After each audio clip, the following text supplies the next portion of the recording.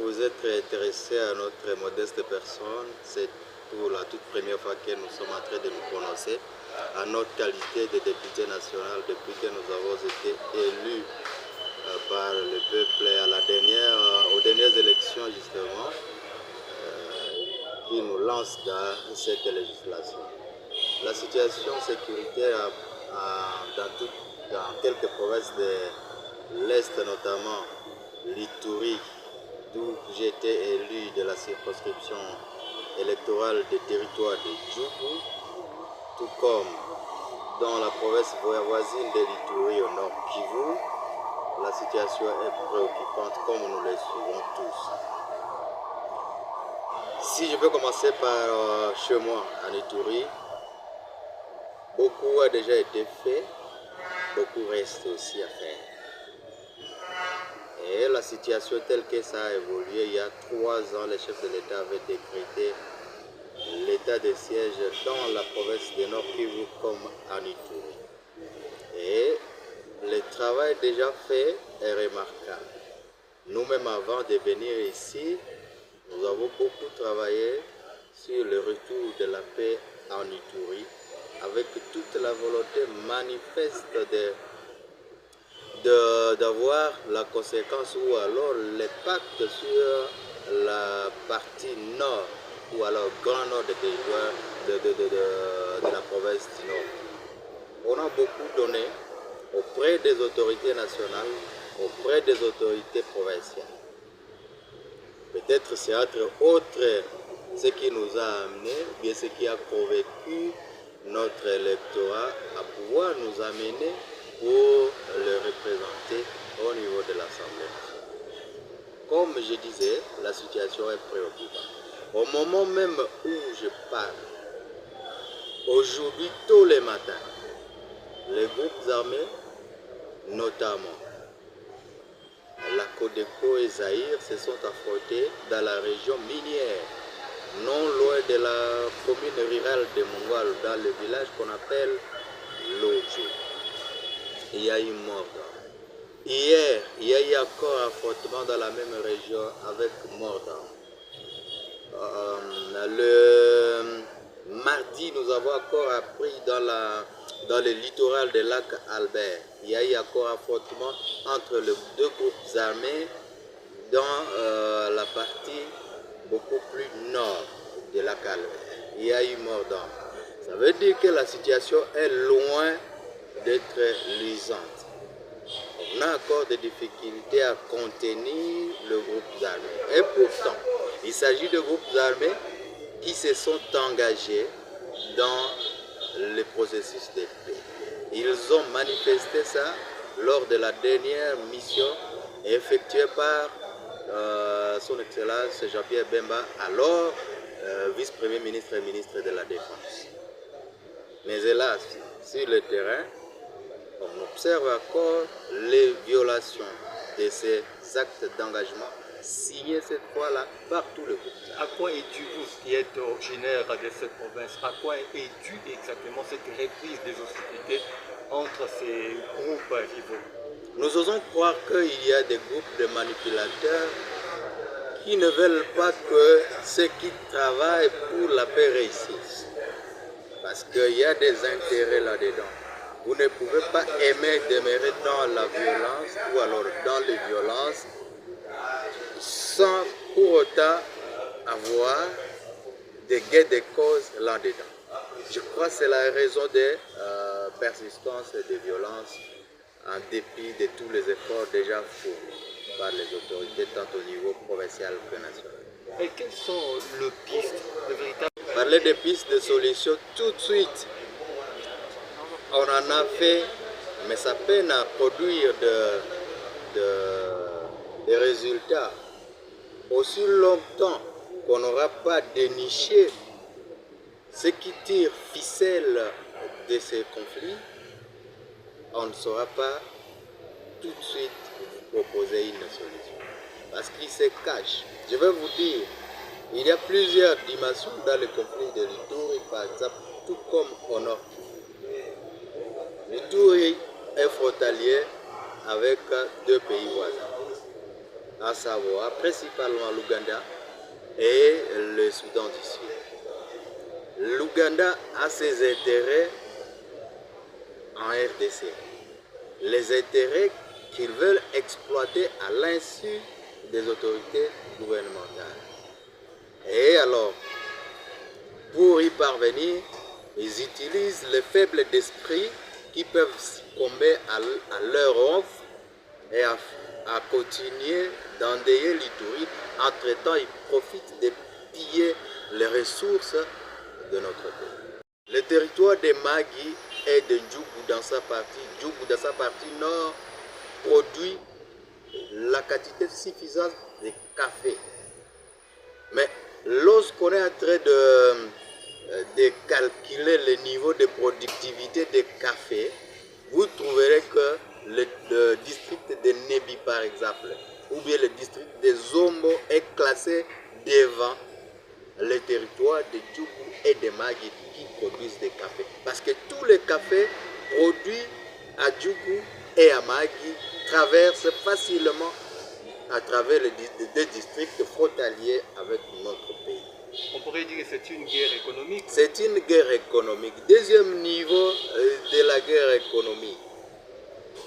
Est-ce que vous pouvez vous poser la question pourquoi Total produit déjà le pétrole du côté de l'Ouganda dans le même lac Albert, tandis que le même Total a procédé aux prospections dans les Graben albertines, mais n'a jamais commencé les travaux de est-ce que c'est sur les gains que la société ne s'est pas attendue avec le gouvernement congolais. Il y a un flou dedans. Tant de violations. Vous pouvez interroger n'importe quel notable, n'importe quel député, sénateur de l'Ituri, mais jamais il vous dira que les Ituriens veulent souffrir de la guerre. Mais la guerre s'impose en Ituri. Voilà donc la dimension économique de la guerre. C'est la même situation que nous vivons aussi au Nord Kivu. Vous allez au Rwanda, vous ne trouverez pas une seule mine de colta au Rwanda, mais les mines de colta qui se trouvent dans le territoire de Walikale se vendent au Rwanda. Les minerais se vendent au Rwanda et puis ça fait la renommée au Rwanda. Le Rwanda est proclamé comme producteur du coltan, par exemple, tandis que jamais vous n'écouterez le nom du Nord Kivu dans la production de coltan ni de cassitérite qu'on trouve à grande quantité dans cette province, à travers les différents territoires. Est-ce qu'à ce jour, vous, en tant que ressortissant de l'Ituri, où on arrête ou on continue? C'est une question importante parce que cette question divise les gens selon les intérêts. Quelqu'un comme moi, je viens de la notabilité de chez nous où je travaillais au nom de ma communauté, même si je ne peux pas le déclarer ici, ou bien si vous le voulez, je peux le dire aussi, parce que je suis connu. Quand les gens vont suivre, ils savent qui parle.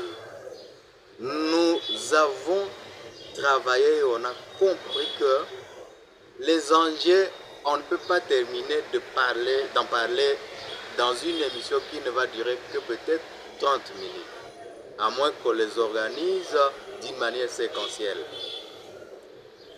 L'Ituri a besoin de la paix pour ceux qui veulent qu'il y ait la paix. Mais pour ceux qui tirent dividendes des conflits en Ituri, ils ne veulent pas que ça s'arrête. Prenons l'exemple, aujourd'hui je venais de vous dire qu'il y a de violences dans la région minière.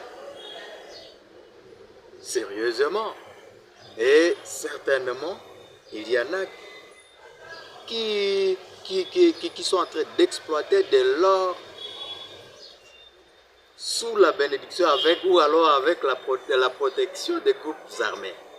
L'information que je venais de partager avec vous signale que la Codeco avait été attaquée par Zaïre dans une mine. dans une mine, dans un carré minier. Et même s'il y a des répliques, c'est toujours dans les carrés miniers. Tato, c'est Zahir qui attaque. Tato, c'est Codeco qui attaque. Toujours dans le milieu où on contrôle la production de quelque chose. Je venais de vous parler du littoral. Là, il y a le contrôle des productions de poissons. Vous le savez très bien, c'est le lac qui produit à une quantité suffisante de poissons. Et donc, au regard de cette situation-là, nous pouvons dire que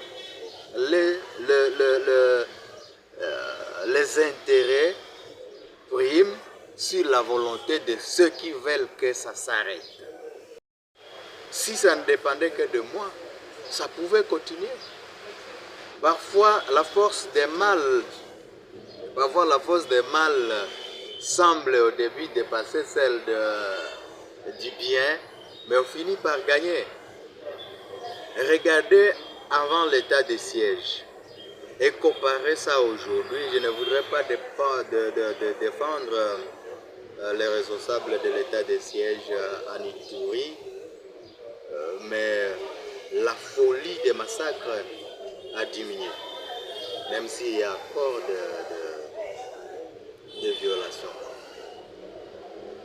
Pour revenir à cette question des terrains, lorsque vous lisez les différents rapports des experts, même des Nations Unies, vous trouverez qu'il y a même le nom des opérateurs économiques très connus en Ituri qui sont cités dans un certain nombre de rapports. Ça veut dire que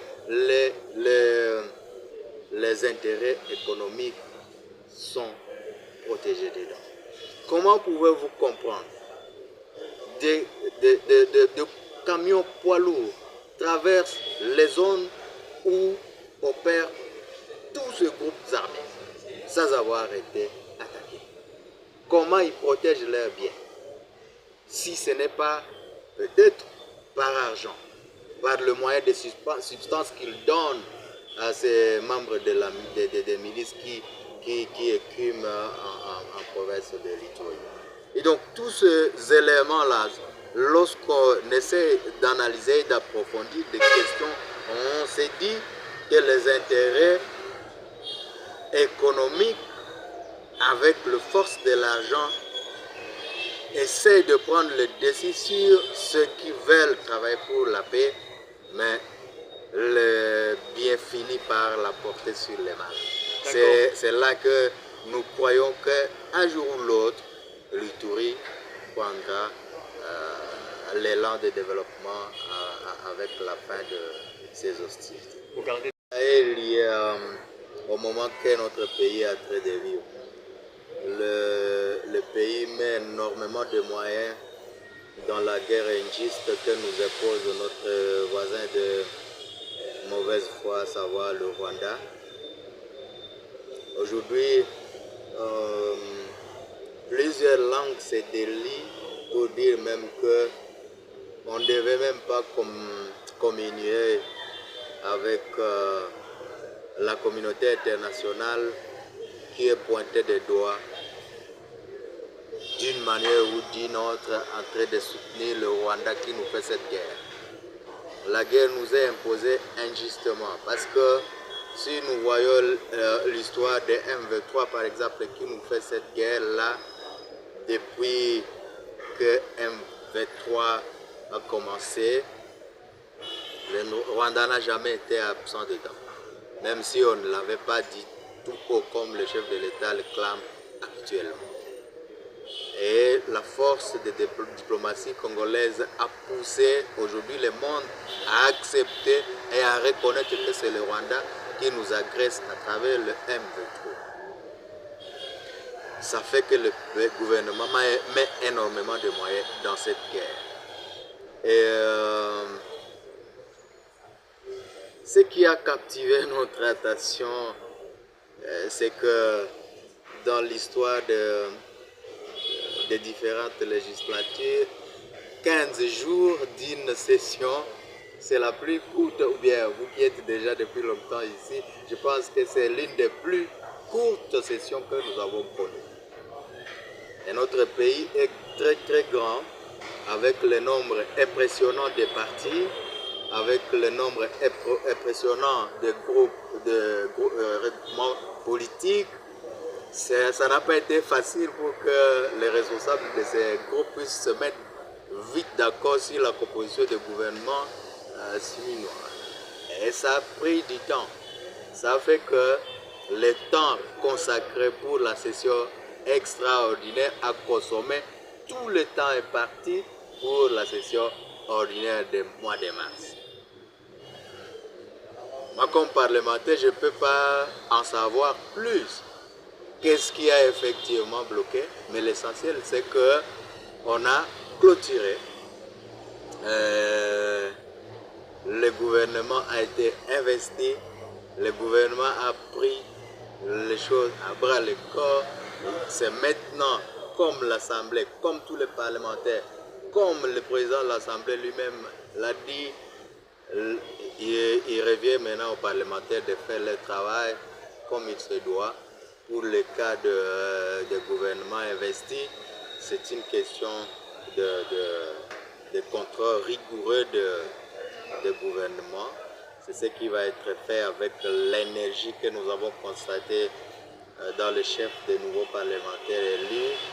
Je pense que cette fois-ci, les électeurs peuvent compter sur les députés. Lors du débat général, intéressés à leurs provinces respectives, ça faisait partie d'une stratégie de la prise de parole pour gagner l'État. Vous avez vu, on a travaillé de 13h jusqu'à 2h du matin et le travail n'était pas facile et les députés n'étaient pas satisfaits. Ils avaient encore le temps, ils voulaient encore continuer. Je vais vous dire, nous par exemple de la province de l'Ituri, nous avons été préjudiciés à dépit de tous les efforts que nous avons fournis pour obtenir la parole. Nous n'en avons pas eu et nous ne sommes pas sortis satisfaits de là. On a écrit, on est revenu vers le bureau, mais au regard des nombres, nous devons accorder aussi au président du bureau le bénéfice du doute que peut-être il était animé de bonne foi, mais le temps nous a fait défaut. Chacun a parlé, chaque intervenant a parlé de sa province. Mais est-ce que le gouvernement a pris le tout à contact? Nous allons voir le gouvernement lors de la session budgétaire qui arrive, session de septembre. Parce que c'est là que nous allons lire le budget que le gouvernement va nous proposer. Et on va voir lors des débats, telle province avait posé tel problème. Est-ce que ces problèmes incluent?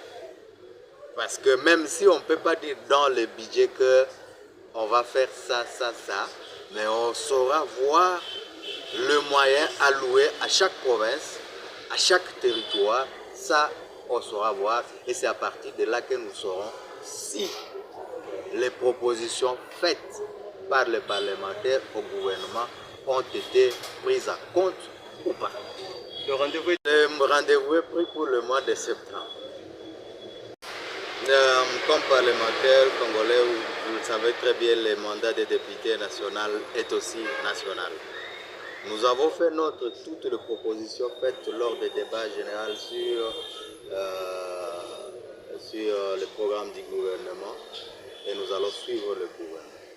Pour ce qui est de l'insécurité dans l'ensemble de l'Est de la province de l'Ituri, disons de l'Est, nous allons dire simplement que l'Est a besoin de la paix. Et la paix entre par plusieurs moyens. C'est que le temps de votre interview ne nous a pas laissé de dire, par exemple, nous avons sur le sol congolais des groupes armés étrangers tels que EDF. Les EDF, dont le TRAC avait poussé le gouvernement congolais à faire une alliance avec UPDF, a dissuadé ces groupes armés, bien sûr dispersés, qui écument maintenant un petit groupe Mais nous pensons aussi que derrière la politique de l'Ouganda, c'est aussi d'éloigner l'ennemi, parce que l'ADF, c'est l'ennemi de l'Ouganda, mais qui a sa base arrière dans notre pays. Et l'Ouganda aurait une politique d'éloigner son ennemi de sa frontière.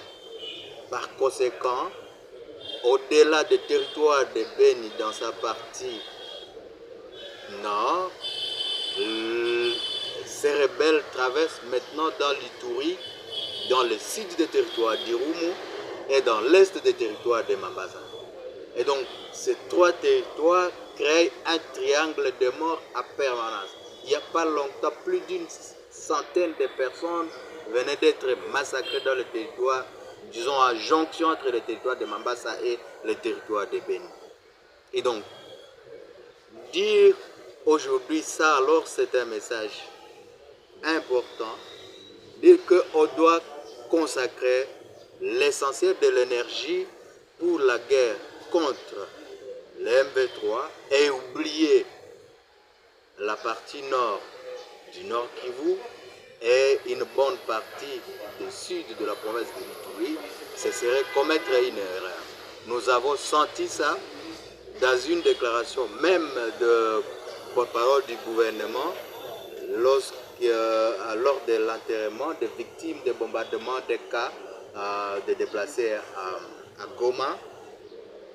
Il a semblé minimiser les morts dans le nord de la province de Nord Kivu et les morts dans l'Ituri. Ce qui est un dérapage que nous ne pouvons pas tolérer et que nous ne pouvons pas le laisser consommer comme ça. Il y en a qui sont allés jusqu'à lui demander de retirer, mais il s'est entêté, il n'a jamais retiré ce propos qui a blessé la mémoire de tous ces gens, ces milliers de victimes de Nord Kivu et une bonne partie de la province de l'Ituri. Merci honorable. Merci pour cette opportunité que vous m'avez accordée pour la toute première fois. Merci.